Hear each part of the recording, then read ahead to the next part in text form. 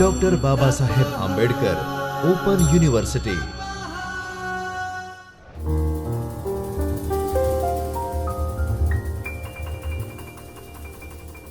નમસ્કાર વિદ્યાર્થી મિત્રો, ડૉક્ટર બાબા સાહેબ આંબેડકર ઓપન યુનિવર્સિટીના ચૈતન્ય સ્ટુડિયોમાંથી હું Divya Darji, assistant professor department of library and information science તરફથી આપ સર્વે વિદ્યાર્થીઓનું હાર્દિક સ્વાગત કરું છું. વિદ્યાર્થી મિત્રો, આપણે જે MLISનો કોર્સ છે master of library and information science, તેના વિડીયો લેક્ચર સિરીઝમાં આજે આપણે જે પેપર ભણવા જઈ રહ્યા છે તે પેપરનો કોડ છે MLIE 101 અને તેનું નામ છે ગ્રંથાલયના જે ડોક્યુમેન્ટ્સ છે તેનું સંરક્ષણ અને જાળવણી, preservation and conservation of library materials.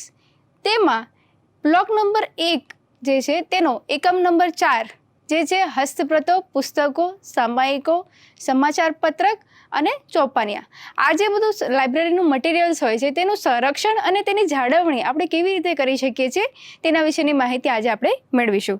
તો સૌપ્રથમ આજે આપણે જોઈશું કે આ જે એકમ જે છે તેમાં આપણે કઈ કઈ વસ્તુઓનો સમાવેશ કરીશું અને કઈ કઈ વસ્તુ આમાં આપણે શીખીશું તે સૌપ્રથમ જોઈએ તો તેની રૂપરેખા જોઈએ. સૌપ્રથમ આપણે જોઈશું કે ઉદ્દેશ્યો કયા કયા છે. આ જે એકમ છે તેમાંથી આપણને કઈ કઈ બાબતો શીખવા મળશે તેના વિશે માહિતી મેળવીશું. ત્યારબાદ આપણે તેની પ્રસ્તાવના જોઈશું. ત્યારબાદ સામગ્રીઓને નુકસાન કરતા જે પરિબળો જે છે જેમ કે આંતરિક પરિબળો છે, બાહ્ય પરિબળો છે, ત્યારબાદ મનુષ્યનો જે કારણે જે નુકસાન થતા હોય જે લાઇબ્રેરીના ગ્રંથો હોય તેના વિશે માહિતી મેળવીશું. અને છેલ્લે આપણે સંરક્ષણ માટેની વ્યૂહરચના કે આ જે બધી સામગ્રી છે તેને જાળવણી માટે કે તેના સંરક્ષણ માટે આપણે કયા પ્રકારે કાર્ય કરી શકીએ છીએ તેની વ્યૂહરચના કઈ કઈ છે તેના વિશે માહિતી મેળવીશું. તો સૌપ્રથમ આજે આપણે ઉદ્દેશ્યો જોઈએ. આ જે એકમ છે તેના ઉદ્દેશ્યો આ પ્રમાણે છે કે એની સુરક્ષા જે છે દ્રષ્ટિકોણથી કાગળ ઉપર મુદ્રિત કક્ષાની જે વાંચન સામગ્રીઓની સુરક્ષા સંબંધિત પ્રશ્નોને ઓળખી શકાશે. જેટલી પણ વાંચન સામગ્રીઓ જે છે તેના જે સુરક્ષાના જે પ્રશ્નો જે છે તે કયા કયા છે તેના વિશે આપણે માહિતી મેળવી શકશું આમાંથી. ત્યારબાદ સામગ્રીઓ જે છે તેની આંતરિક નુકસાનની ચર્ચા કે જેટલી પણ લાઇબ્રેરીમાં ડોક્યુમેન્ટેશન છે તેની આંતરિક નુકસાન કઈ રીતે પહોંચે છે તેના વિશે માહિતી મેળવીશું. ત્યારબાદ છે કે તેઓની જે નુકસાનીના બાહ્ય કારણો વર્ણવી શકશું. જે તે આપણે આંતરિક પરિબળો અને તે સાથે સાથે આપણે બાહ્ય પરિબળો કયા કયા છે તેના વિશે વ્યાપક સુરક્ષા કાર્યક્રમોની યોગ્ય જરૂરિયાત આમાંથી મળશે. અને આપણે છેલ્લે જોઈશું કે આ જે પ્રકારના કાર્યક્રમ જે વ્યૂહરચના અને વિષય વસ્તુને વિસ્તૃત વર્ણવે છે તે કેવી રીતે વર્ણવે છે તેના વિશે પણ માહિતી આપણે મેળવીશું.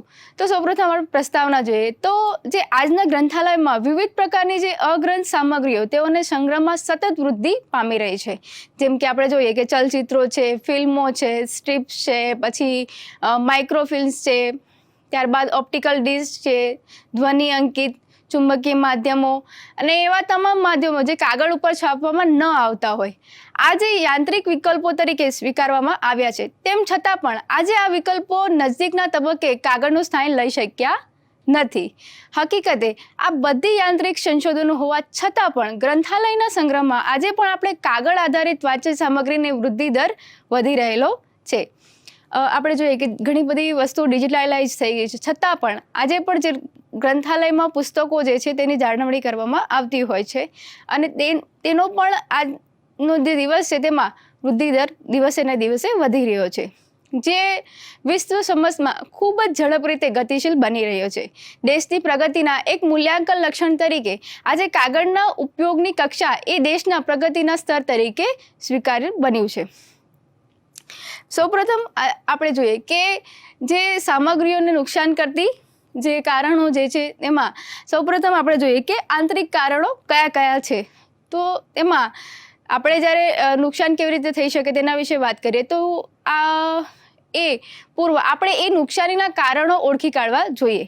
આ જે કારણો જે છે તે બે પ્રકારે છે. એક તો છે આંતરિક કારણો અને બીજા જે છે તે છે બાહ્ય કારણો. હવે સૌપ્રથમ આપણે વાત કરીએ આંતરિક કારણો કયા કયા છે. તેમાં સૌપ્રથમ જોઈએ તો કાગળની રચના.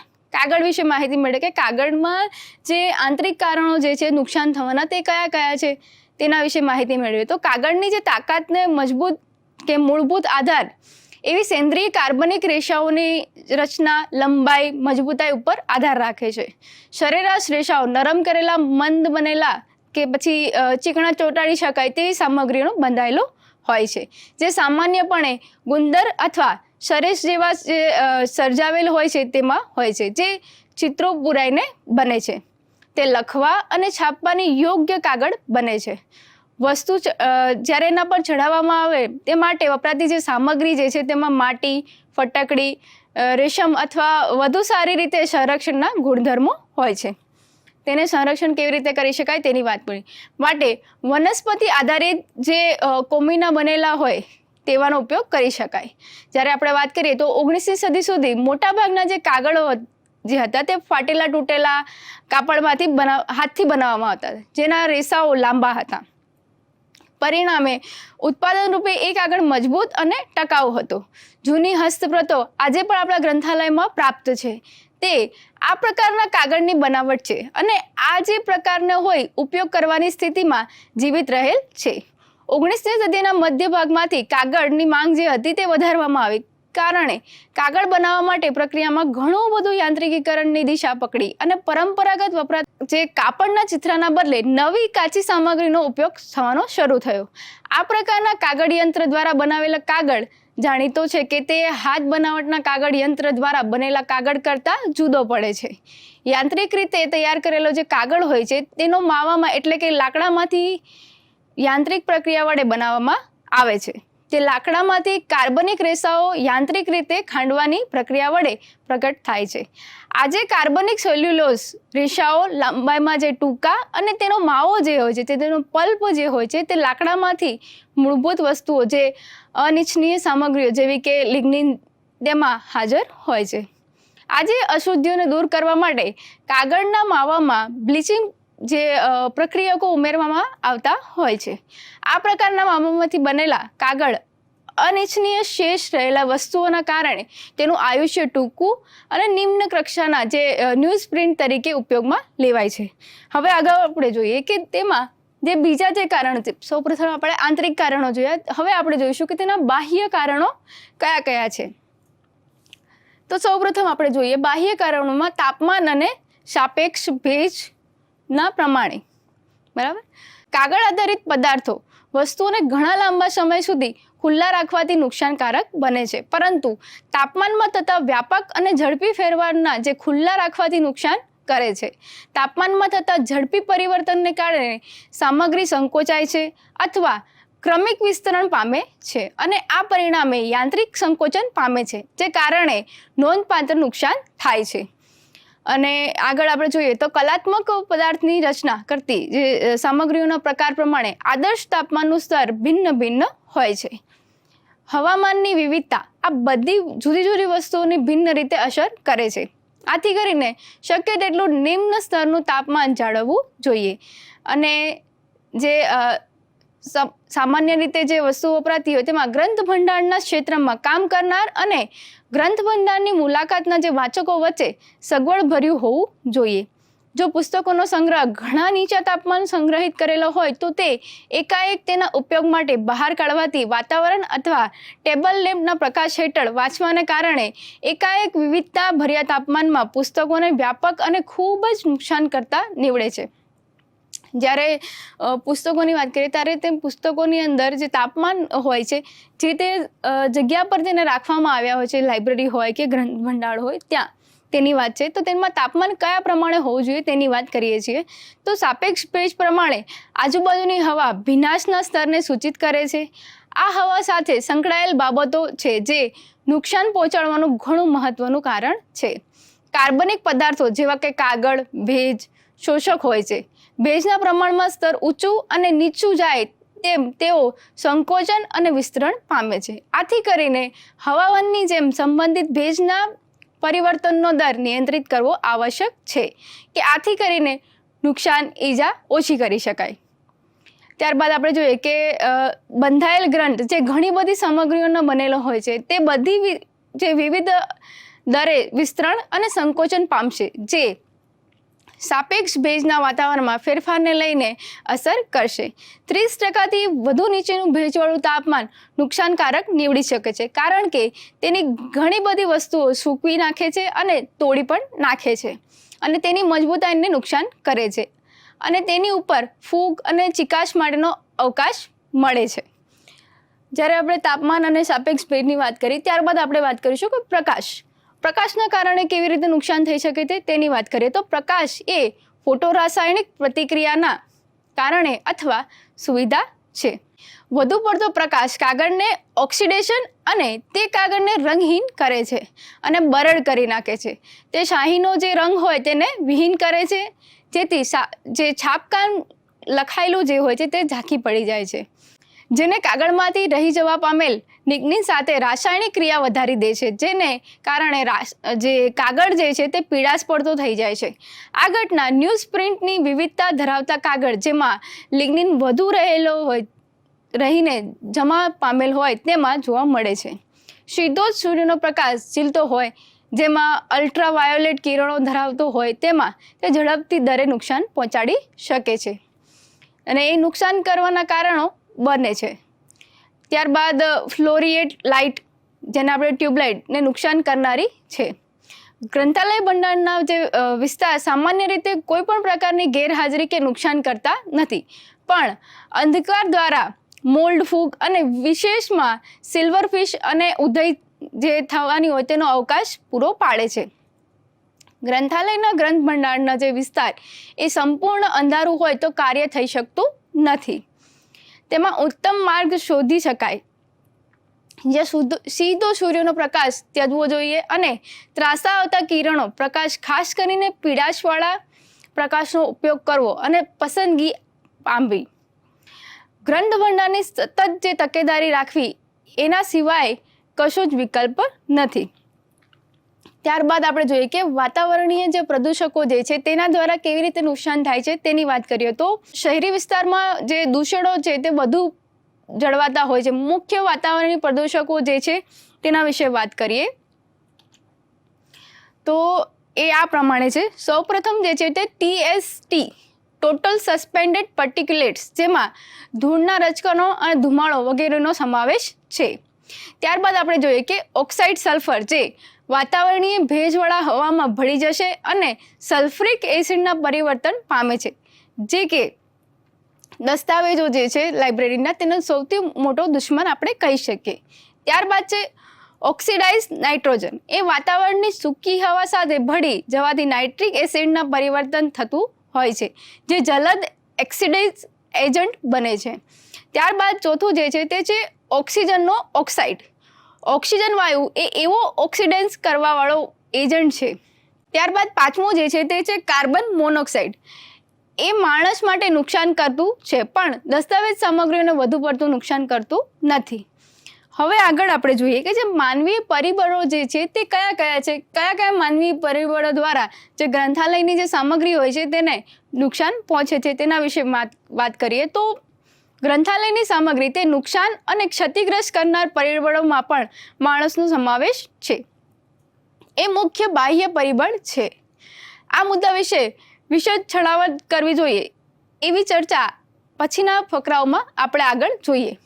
તો તેમાં ક્ષતિગ્રસ્ત નુકસાન કરનારા જે માનવીય કારણો જે છે તે કયા છે તેના વિશે વાત કરીએ તો પુસ્તક સંરક્ષણ દ્રષ્ટિકોણથી પુસ્તક તૈયાર કરવાના નિમ્ન સ્તરના ધોરણો અને સામગ્રીની જે આંતરિક નાજુકતા ઉપર પ્રસંગોપાત ગ્રંથાલય કર્મચારીઓ અને ગ્રંથાલયના ઉપભોક્તાનું જે પુસ્તકો ઉપરાંત ભૌતિક વસ્તુઓના તરફનું વલણ ઘણીવાર નુકસાનની થતા ગંભીર કારણ છે.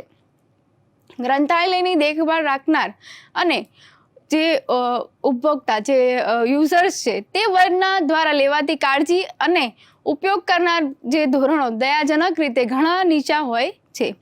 તેઓને ગ્રંથાલય સામગ્રીની જે ભૌતિક સ્વરૂપના સંબંધ કે પછી તેનું ઘણું થોડુંક જ માનવા હોય છે. તેઓને હંમેશા કેવી રીતે મૂકવા, સંગ્રહ કરવો અને કાળજીપૂર્વક ઉપયોગ કરવો જેવી થતું નુકસાન ઓછું કરી શકાય અને સંરક્ષણમાં મદદ કરી શકાય તે બાબતની જે અવગત હોવા નથી. ઘણી બધી વાર લાઇબ્રેરીના જે યુઝર્સ હોય છે તેમને પુસ્તકો કેવી રીતે મૂકવી પાછી તેમાં પણ કંઈ ખબર નથી હોતી. એના કારણે પણ ઘણી બધી વાર પુસ્તકોને નુકસાન પહોંચતું હોય છે. પુસ્તકો ઉપયોગ માટે છે. જ્યારે આપણે ગ્રંથાલયના 5 સૂત્રો વિશે વાત કરીએ તો સૌપ્રથમ જે સૂત્ર છે તે છે કે પુસ્તકો ઉપયોગ માટે છે. આ 2 વર્ગના લોકો, ગ્રંથાલય કર્મચારીઓ અને ગ્રંથાલય ઉપભોક્તા, એ આપલે ઉપયોગ કરવામાં સાતત્ય જાળવવું જરૂરી છે. આ વર્ગના લોકો દ્વારા સતત થતો ઉપયોગ કરવાની જે આદર્શ પરિસ્થિતિના કારણે ઘણો દૂર હોય છે. આ માટેની જે યોગ્ય વલણો અભાવ અથવા જાણકારીનો પણ અભાવ હોઈ શકે છે. હવે આપણે સૌપ્રથમ જે જોયું તે જોયા કે ગ્રંથાલયના જે ડોક્યુમેન્ટેશન હતા તેની જે નુકસાન કરવાના જે કારણો હતા તે કયા કયા હતા, જેમાં આપણે દેખ્યું કે આંતરિક પરિબળો કયા કયા હતા.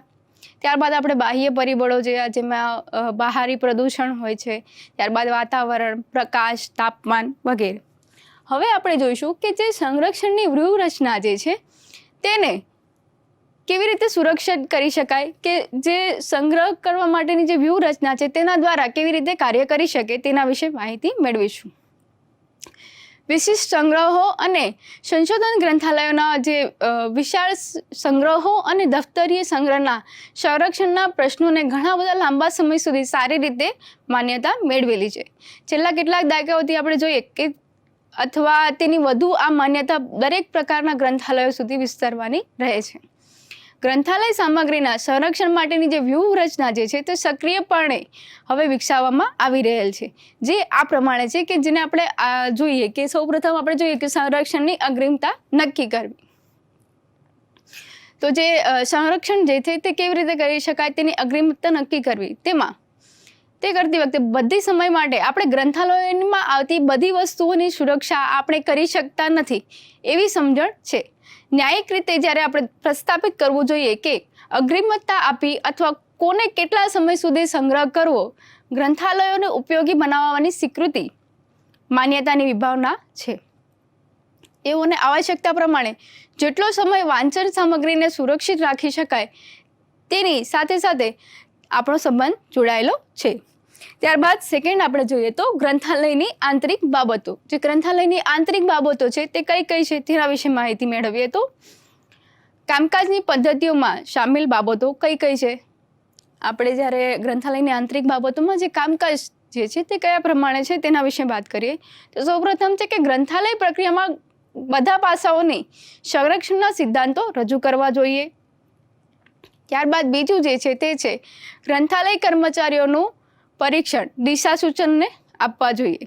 ત્યારબાદ ઉપભોક્તાઓ માટે તાલીમ કાર્યક્રમો યોજવા જોઈએ. જેટલા પણ લાઇબ્રેરીમાં યુઝર્સ આવતા હોય તેમને એક તાલીમ કાં તો થોડુંક સેશન એવું લઈ શકાય કે જેના દ્વારા એમને ખબર પડે કે લાઇબ્રેરીનો ઉપયોગ કઈ પ્રમાણે થઈ શકે અને લાઇબ્રેરીના જે દસ્તાવેજો છે તેનું સંરક્ષણ કેવી રીતે થઈ શકે તેના વિશે. ત્યારબાદ જે ભીંત ચિત્રો, ચોપાનિયા પ્રકાશિત કરવા અને પ્રદર્શનના પાટિયા અને અન્ય સમૂહને જાણકારી મળે તેવા કાર્યક્રમો યોજવા, ઉપભોક્તાને શિક્ષિત કરવા માટેના કાર્યક્રમો યોજવા જોઈએ. ઉપભોક્તાને જે માહિતી મળી રહે તેવા કાર્યક્રમો ગોઠવવા જોઈએ, જેમ કે લાઇબ્રેરી ઓરિએન્ટેશન કાર્યક્રમ આપણે રાખી શકીએ, પછી એક્સટેન્શન સર્વિસીસ લાઇબ્રેરીમાં આપણે ગોઠવી શકીએ. ત્યારબાદ આગળ આપણે જોઈએ તો જાળવણી માટેના નિયમિત કાર્યક્રમો જેવા કે ભૌતિક વસ્તુઓ અને પર્યાવરણ સ્થિતિને જાળવવા માટે સામેલ કરી શકાય, જેમ કે ગરમી છે, પ્રકાશ છે, ભેજયુક્ત વગેરેના ઘણા બધા પ્રકારના સ્વચ્છતા દરેક વસ્તુ આપણે અપનાવી શકીએ. ત્યારબાદ આપત્તિ પ્રતિભાવ અને આયોજન. આગ અને પાણી જેવી આપત્તિઓના કારણે પણ મૂલ્યાંકન કરી શકાય. આ પ્રકારની જે આપત્તિઓ જે પુનરાવર્તિત ઘટના સંભાવના ઓછી કરવા ઘટાડીને નુકસાન ઓછું કરી શકાય. ત્યારબાદ જોઈએ કે આપત્તિ ઘટના પછી ગ્રંથાલયની સામગ્રીઓ ઉપર જે લદવાયેલો કાટમાળ હોય તે કેવી રીતે હટાવી શકાય. ત્યારબાદ હવે આપણે આગળ જોઈએ કે નુકસાન પામેલ સામગ્રીમાંથી માહિતીને તબદીલ કેવી રીતે કરી શકાય તેના વિશે માહિતી મેળવીએ તો ગ્રંથાલય સંગ્રહકોની જે બગડેલી વસ્તુઓ માહિતી અન્ય જે ટકાઉ માધ્યમ જેમ કે માઇક્રોફિલ્મિંગ રૂપે ડિજિટલ સ્વરૂપમાં બદલી કરવી, ઓપ્ટિકલ ડિસ્ક અથવા કોમ્પ્યુટર ટેપ્સ આજે વર્તમાન સમયમાં ઉપયોગમાં લેવાતી મુખ્ય પદ્ધતિઓ છે. ત્યારબાદ આગળ જોઈએ કે સહકારી કાર્યો કઈ રીતે કરી શકાય તેના વિશે માહિતી મેળવીએ તો કેટલાક ચોક્કસ ક્ષેત્રો છે જ્યાં સહકારી પ્રયત્નોને એક કાર્ય થાય છે. કેટલાક આ પ્રમાણે છે, જે કયા કયા પ્રમાણે છે તેના વિશે માહિતી મેળવીએ તો ખાસ વિસ્તારોમાં આવેલા ગ્રંથાલયોમાં ગ્રંથ સંગ્રહમાં પુસ્તકોના મોટા પાયે જે એસિડ મુક્ત કરી શકાય. સમાચાર પત્રોને માઇક્રોફિલ્મ્સ ઉતારવી. ત્યારબાદ છે કે પુસ્તક ઉત્પાદન માટે પ્રકાશકે બિન તેજાબવાળો આલ્કલિક પુસ્તક ઉત્પાદન માટે ટેકો આપે તેવા કાગળ વાપરવા સમજાવવા જોઈએ. ત્યારબાદ સુરક્ષા પ્રયોગશાળા અને કેન્દ્રો સ્થાપિત કરવા જોઈએ જે ખાસ ક્ષેત્રમાં તેઓની સેવા આપે. વિદ્યાર્થી મિત્રો, આજનો જે આપણો એકમ હતો, આ એકમમાં ફક્ત કાગળના માધ્યમ ઉપર પ્રાપ્તિઓ હોય તેવી ગ્રંથાલયની વાંચન સામગ્રીઓ જેવી કે પુસ્તકો છે, હસ્તપ્રતો છે, સામાયિક છે, ચોપાનિયા છે, સમાચાર પત્રો છે વગેરેના સંરક્ષણની રચના કરેલી છે. વિવિધ પ્રકારના કાગળો જેવા કે હાથ બનાવટના કાગળો, યંત્ર દ્વારા બનાવેલા કાગળો, રાસાયણિક લાકડાના જે માવામાંથી બનાવેલા હોય તેવા, તેનું નુકસાન પહોંચનાર આંતરિક અને બાહ્ય કારણો પણ ચર્ચા કરવામાં આવી અને તેના વિશે વિગતે ચર્ચા આપણે આજે કરી, જેનું આપણે આગળ જોઈશું. બીજા જે યુનિટ્સ છે તેમાં પણ આ રીતે અલગ અલગ જે ગ્રંથાલય જે છે તેમાં કેવી રીતે લાઇબ્રેરીનો જે સંગ્રહ છે તે કરી શકાય અને જે તે નુકસાન જે થતા હોય તેને કેવી રીતે ઘટાડી શકાય તેના વિશે વાત કરી. ટૂંકમાં આ એકમ કાગળમાંથી સર્જેલા ગ્રંથાલયમાંથી કાગળની સામગ્રીઓ વિશે સંરક્ષણ અને જાળવણી બાબતે સ્પષ્ટ સૂઝ પૂરી પાડે છે.